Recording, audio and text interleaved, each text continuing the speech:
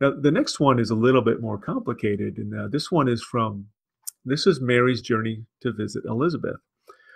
And the argument is made that David had gone to the hill country of Judah to retrieve the ark. And if you remember the story from 2 Samuel, it stayed at the house of Obed-Edom the Gittite for 3 months. And the reason was because Uzzah had touched the ark to steady it because it was being carried on an ox cart.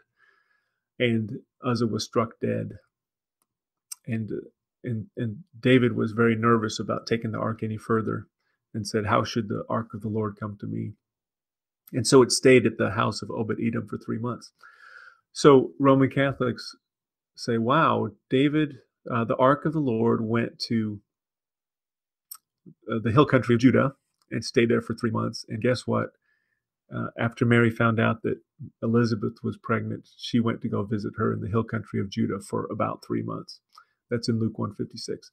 So that's the first typology, is that while the ark stayed in the hill country of Judah for 3 months, and Mary went to visit Elizabeth for about 3 months. And I'll just first say that 3 months and about 3 months are not the same thing. So, if the Spirit was trying to really show us something, not only would Mary be explicitly called the Ark of the New Covenant, but 3 months would be a prefiguration of 3 months. But in 2 Samuel 6, it stays in the hill country of Judah for 3 months, and Mary stays in the hill country of Judah to visit Elizabeth for about 3 months. Now, the reason that I want to just make an argument from absurdity for just a second, just to show how ridiculous the arguments are, that, oh, this must prove that Mary is the ark. Because the ark was also in the country of the Philistines for 7 months, and that's in 1 Samuel chapter 6, verse 1. And it stayed at Kirjath Jearim for 20 years. That's 1 Samuel 7:2. And if we want to take the same approach to the ark that the Roman Catholics are doing, we should say, well, what does this signify? What does the 7 months mean? What does the 20 years mean? Well, let's see. It says in Luke 1:24 that when Elizabeth found out she was pregnant, she hid herself for 5 months. And then in the 6th month of Elizabeth's pregnancy, Mary found out about Elizabeth's pregnancy, and she had to travel about 100 miles to go visit her cousin. And so that would get her there in about the 7th month. And so therefore, maybe Elizabeth is the Ark of the Covenant, because it was 7 months that she hid herself for 5 months, and it wasn't until 7 months were complete before that Mary actually got to her. And also Levitical priests, they don't actually begin their work in the sanctuary until they're 20 years old. That's what it says in 1 Chronicles 23:24, 2 Chronicles 31:17. So, wow, maybe the 20 years that the ark was in Kirjath Jearim prefigured the 20 years that John the Baptist had to wait before he became a priest. Because you don't become a priest until you're 20 years old. And that would make John the Baptist the ark. Or maybe it would make Elizabeth the ark, and John the Baptist is a priest that's inside her.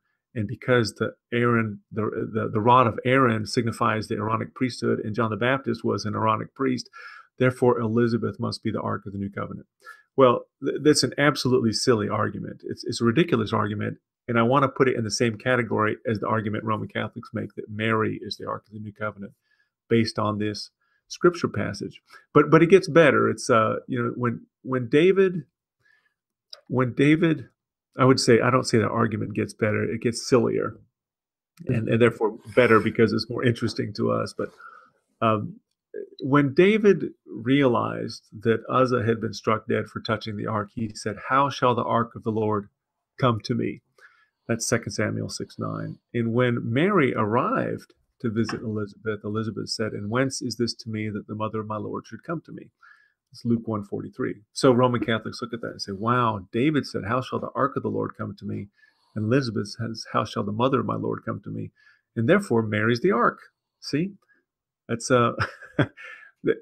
But the problem is that David was refusing the ark, and Elizabeth was welcoming Mary. And I'll just say that David's refusal for the ark to come to him is not a prefiguration or foreshadowing of Elizabeth welcoming Mary.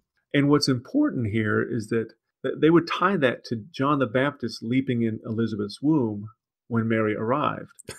But you see how they're stretching everything they can find to make it turn into a prefiguration of Mary. And the next way they do that is to examine the contents of the ark. But before I go on with that, do you understand the problems with Mary's visit to Elizabeth somehow being fulfilled, somehow being the fulfillment of the ark moving around Israel, the land of the Philistines?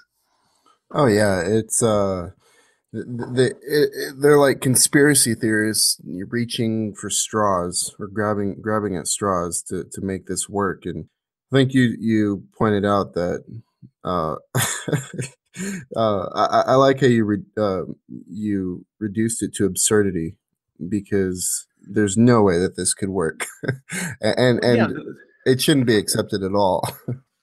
the only way you can get to these passages and conclude that Mary's the ark is if you already believe she was the ark. And that means that there's no reason to appeal to the scriptures at all because you already know that she's the ark, right? But like I said, we could make John the ark if we wanted to. We could Right. make Elizabeth the ark if we wanted to, based And on a it seven almost month sounded stay. like, yeah, it almost sounded like John might actually fit better as the ark, you know? Yeah, yeah, that's right.